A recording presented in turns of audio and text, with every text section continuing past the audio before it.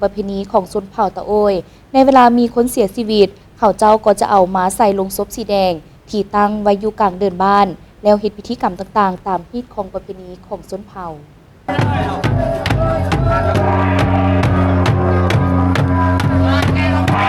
ชนเผ่าตะโอยเมื่อมีคนเสียชีวิตอยู่ภายในบ้านเขาเจ้าก็จะเอามาใส่ลงศพสีแดงที่ตั้งไว้อยู่กลางเดินบ้านเพื่อเฮ็ดพิธีกรรมต่างๆตามฮีตของประเพณีของชนเผ่า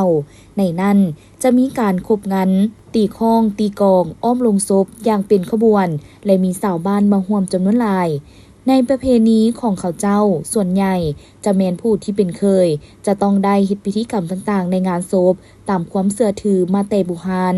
เป็นต้นแมนการทาสีลงศพการเอาไปฝังในป่าซ่าของบ้านซึ่งเคยแต่ละคนจะต้องได้ใส่ผ้าเบี่ยงเพื่อบ่งบอกว่าเป็นเคยของเฮือนนี้นอกนั้นก็จะมีการเสี่ยงทามและเอาธงวิญญาณของผู้เสียชีวิตเก่า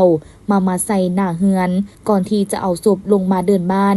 นอกนี้ก็จะมีการนำเอาดินอยู่ป่าซ่าในบอนผู้เสียชีวิตเก่านั้นมาร่วมเฮ็ดพิธีนำอยู่อ้อมโลงศพก็จะมีเครื่องของต่างๆเช่นเสื้อหมอนถอนไม้เครื่องนุ่งของถือถ้วยบวงหม้อซ้ำต่างๆภายในงานจะมีการฆ่างัวควายเอาปลาในหนองรวมบ้านเพื่อมาเป็นอาหารเลี้ยงคนที่มาร่วมงานโดยจะแม่นสาวหนุ่มแม่หญิงของบ้านนี้เป็นผู้ช่วยกันแต่งอยู่คว้ากิน